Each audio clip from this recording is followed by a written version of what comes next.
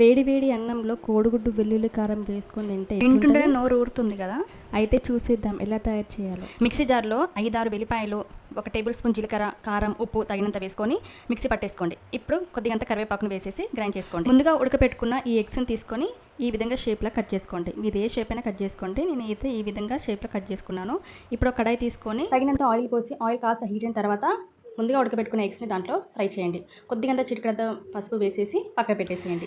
ఇప్పుడు stove on చేసుకొని కడాయి పెట్టుకొని తగినంత ఆయిల్ పోసుకొని ఆయిల్ కాస్త హీట్ అయిన తర్వాత 1 టేబుల్ స్పూన్ తాలింపు గింజలు, అలాగే 4-5 పచ్చిమిర్చి, సన్నగా కట్ చేసి పెట్టుకున్న ఆనియన్స్ని వేసి బాగా ఫ్రై చేయండి. మా వీడియో చూసిన ప్రతి ఒక్కరికి ప్లీజ్ సపోర్ట్ చేయండి. అలాగే లైక్, సబ్స్క్రైబ్, కామెంట్, షేర్ చేయండి. ఆనియన్స్ కాస్త మగ్గిన తర్వాత చిటికెడంత పసుపు వేసుకొని ముందుగా మనం మిక్సీ పట్టుకున్న ఈ వెల్లుల్లి కారం దాంట్లో వేసుకొని ఇప్పుడు కొద్దిగా కరివేపాకు వేసుకున్నాం కాబట్టి చాలా టేస్ట్గా ఉంటుందండి దాంట్లో. ఇప్పుడు కొద్దిగా ఫ్రై చేసుకోండి. ముందుగా ఉడకపెట్టుకున్న ఎగ్స్ దాంట్లో వేసి ఒక 5-10 నిమిషాల వరకు దీన్ని మగ్గించుకోండి. లాస్ట్ ధనియాల పొడి, కొత్తిమీర వేసి అంతే అండి, కోడిగుడ్డు వెల్లుల్లి కారం రెడీ. సబ్స్క్రైబ్.